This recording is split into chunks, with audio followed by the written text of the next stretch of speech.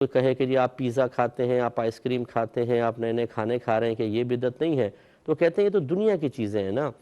دین کے اندر نیا کام کوئی ایجاد کیا ہے؟ تو یہ فقیر آپ کو بتا دیتا ہے کہ بہت سی ایجادات ہوئی ہیں۔ حضرت ابو بکر صدیق رضی اللہ تعالی عنہ کے دور سے آپ دیکھیں، سب سے پہلے جمع قرآن اللہ کے نبی نے نہیں کیا، نہ اس کا حکم دیا، آپ نے جمع قرآن کا اہتمام فرمایا۔ پھر دور فاروقی کے اندر تراویح کی جماعت کا اہتمام، دور عثمان غنی رضی اللہ تعالی عنہ میں پہلی جمعے کی پہلی اذان۔ یاد رکھیں مذہب اسلام میں اگر دیکھا جائے، سرکار کے دور میں صدیق اکبر عمر فاروق رضی اللہ تعالی عنہما کے دور میں صرف جمعے کی ایک اذان ہوتی تھی، جو اذان ثانی کہلاتی ہے، جو خطبے سے بالکل تھوڑی دیر پہلے ہوتی ہے۔ یہ پہلی اذان کی ایجاد حضرت عثمان غنی رضی اللہ تعالی عنہ نے کی تھی۔ جب مدینہ میں وسعت پیدا ہوئی، لوگ مدینہ سے باہر تک پہنچ گئے، بازار قائم ہو گئے، تو جب دوسری اذان دی جاتی تھی تو بڑا کلوز ٹائم ہو جاتا تھا، لوگ بھاگ کے آتے تھے، پھر کسی کی جماعت نکلتی، غسل کا موقع نہ ملتا، جمعے کا اہتمام صحیح طریقے سے جیسا اس کی تعظیم کے وہ لائق ہے ویسا نہ ہو پاتا، تو پھر یہ مطلب آپ نے پہلی اذان کو ایجاد فرمایا۔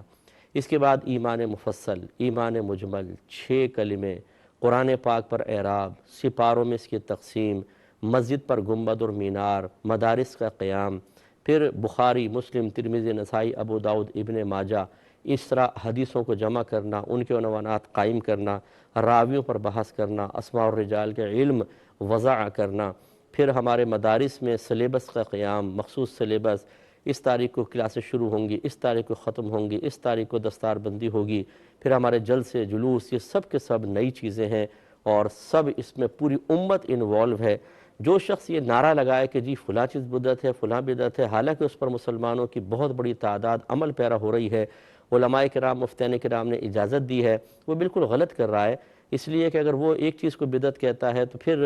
اللہ تعالیٰ نے اہل علم کو پیدا کیا ہوا ہے، کوئی مر نہیں گئے سب لوگ، اس کو پھر یاد دلایا جائے گا کہ خود آپ 50 بدعتیں ایجاد کیے ہوئے ہیں۔ اب جیسے عرب لوگ رومال ڈال لیتے ہیں، لال رنگ کا رومال، اور اوپر پھر وہ ایک کالی سی پٹی بھی ڈالی ہوتی ہے، رسی سی اوپر ڈال لیتے ہیں، کیا یہ بدعت نہیں ہے؟ یہ لباس کی بدعت ہے، یہ نئی چیز ایجاد ہوئی، نبی کریم نے تو ایسا نہیں کبھی پہنا، اور اس طرح رومال ڈال ڈال کے بیانات بھی ہو رہے ہوتے ہیں، تو کیا یہ بدعت نہیں ہے؟ تو خلاصہ کلام یہ ہے کہ بہرحال بدعت کا ہم نے آپ کو مفہوم بتایا۔ اب جو بھی عمل آپ کے سامنے آئے آپ اسے اسی ترازو پہ پرکھیے، اور آپ آسانی سے فیصلہ کر سکتے ہیں کہ کون سی بدعت قبیحہ ہے، کون سی حسنہ ہے، اور کون سی مباحہ ہے، اور ان میں اگر ڈاؤٹ پیدا ہو تو پھر علماء موجود ہیں، ہم ان سے معلوم کر لیں۔ کویسچن یہ کیا گیا تھا کہ بدعت کسے کہتے ہیں، اس کی شرعی تعریف کیا ہے، اور کیا اس میں اچھی اور بری کا کوئی تصور ہے یا نہیں ہے؟ دیکھیں بدعت کا مطلب ہوتا ہے نیا کام، یہ لغوی معنی ہے اس کا، کوئی بھی نیا کام اس کو بدعت کہتے ہیں۔ اور شرعی طور پر بدعت کی تعریف میں تھوڑا سا اختلاف ہے، بعض یہ کہتے ہیں کہ نبی کریم صلی اللہ علیہ وسلم کے زمانہ اقدس کے بعد، یعنی آپ کے دنیا سے پردہ فرما جانے کے بعد دین میں یا دنیا میں جو بھی نیا کام پیدا ہوا اسے بدعت کہا جائے گا۔ اور بعض نے اس میں قید لگائی کہ نہیں، چونکہ نبی کریم صلی اللہ علیہ وسلم نے ارشاد فرمایا کہ میرا زمانہ سب سے بہترین زمانہ ہے، پھر جو اس سے ملا ہوا ہے، پھر جو اس سے ملا ہوا ہے، یعنی 3 زمانوں کی سرکار نے اچھے ہونے کی گواہی دی ہے۔ وہ کہتے ہیں ان 3 زمانوں کے بعد جو دین یا دنیا میں کوئی نیا کام پیدا ہو اس کو بدعت کہا جائے گا۔ لیکن صحیح تعریف جو ہمارے نزدیک ہے وہ وہی ہے کہ نبی کریم صلی اللہ علیہ وسلم کے دنیا سے پردہ فرما جانے کے بعد اگر دین میں یا دنیا میں کوئی بھی نیا کام ایجاد کیا جائے اس کو بدعت کہا جائے گا۔ پھر اس بدعت کی کئی قسمیں بنائی ہیں علماء نے، بعض بدعت سیئہ کہلاتی ہیں، بدعت قبیحہ بھی انہیں کہتے ہیں، بدعت حرام بھی کہتے ہیں، اور بعض بدعت حسنہ ہوتی ہیں، اور بعض بدعت مباحہ ہوتی ہیں۔ یہ 3 بڑی قسمیں ہیں۔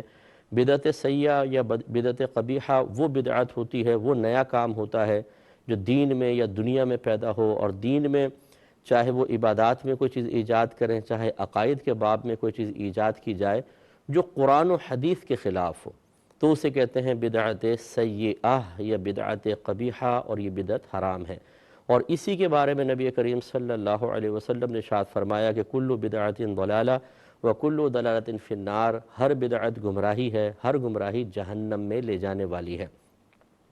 دوسری ہوتی ہے بدعت حسنہ۔ دین یا دنیا میں کوئی بھی نیا کام ایسا ایجاد کیا جائے جو دین کی تقویت و ترقی کے لیے ہو، لوگوں کو دین کی طرف مائل کرنے کے لیے ہو، اگرچہ اس کے پہلے مثال، اس کی کوئی پہلے مثال یا اس کا کوئی نمونہ پہلے موجود نہ ہو، اسے بدعت حسنہ کہا جائے گا۔ جیسے حضرت عمر فاروق رضی اللہ تعالی عنہ نے اپنے دور میں تراویح با جماعت قائم کرنے کا اہتمام فرمایا، اور آپ نے اس کی جماعت کو دیکھ کر یہ جملہ ارشاد فرمایا کہ نعمت البدعۃ ہذہ، یہ کیا ہی اچھی بدعت ہے۔ اگرچہ بعض نے اس بدعت کو جو یہاں پہ لفظ استعمال کیا گیا اسے بدعت لغویہ پر محمول کیا ہے، یعنی نیا کام، کوئی بھی نیا کام، لیکن جو محقق علماء ہیں وہ کہتے ہیں کہ یہاں بدعت لغویہ نہیں، بدعت شرعیہ ہی مراد ہے، کہ یہ دین میں ہم نے ایک اچھا کام ایجاد کیا ہے، اور چونکہ وہ اس کو اچھا خود آپ نے فرمایا، اس لیے اس کو کہتے ہیں بدعت حسنہ۔ تو دین یا دنیا میں کوئی بھی ایسا نیا کام جو پہلے سے اس کا ثبوت تو نہ ہو، لیکن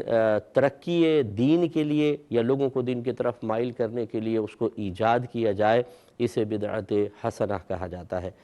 اور اس میں لیکن شرط یہ ہوتی ہے کہ اس زمانے کے جو بڑے بڑے علماء ہیں وہ اس کے فعل کی اجازت دیں، ورنہ ہر جاہل آدمی کسی بھی چیز کو ایجاد کر کے کہے گا جی اس میں دین کا فائدہ ہے، اور وہ بدعت عام کرے گا، اور وہ ضروری نہیں ہے کہ دین کے لیے واقعی تقویت کا سبب ہو۔ لہذا بدعت حسنہ کے سلسلے میں ضروری ہے کہ اس زمانے کے جو مستند مفتیان کرام ہیں وہ اس فعل کی تائید کریں اور کہیں کہ ہاں یہ صحیح ہے، تو یہ بدعت حسنہ ویلڈ ہوگی، ورنہ نہیں۔ اور تیسری بدعت مباحہ ہوتی ہے، یعنی اس کا ایجاد کرنا نہ گناہ نہ ثواب۔ اس میں تمام وہ دنیاوی معاملات آ جائیں گے، دنیاوی ایجادات آ جائیں گی جن کا بظاہر دین سے کوئی تعلق نہیں ہوتا ہے، جیسے نئے نئے لباس، ہیئر سٹائلز، جوتوں کے سٹائل، سواریاں بدل گئی ہیں، یہ تمام چیزیں۔ اور مسجدوں کے اندر بھی آپ دیکھیں قالین ہیں، پنکھے ہیں، اے سی لگے ہوئے ہیں، مائک پر بیان ہو رہے ہیں، یہ سب بدعت مباحہ کہلاتی ہیں، یعنی نہ ان کا ایجاد کرنا گناہ تھا اور نہ ثواب تھا۔ ان تین چیزوں میں فرق نہ کرنے کی بنا پر بعض اوقات غلط فہمیاں پیدا ہوتی ہیں اور اس سے گڑبڑ پیدا ہو جاتی ہے۔ بعض لوگ یہ کہتے ہیں کہ جی بدعت حسنہ کوئی چیز نہیں ہے، صرف بدعت قبیحہ یا بدعت سیئہ ہی ہوتی ہے، اچھی بدعت کیسے ہو سکتی ہے؟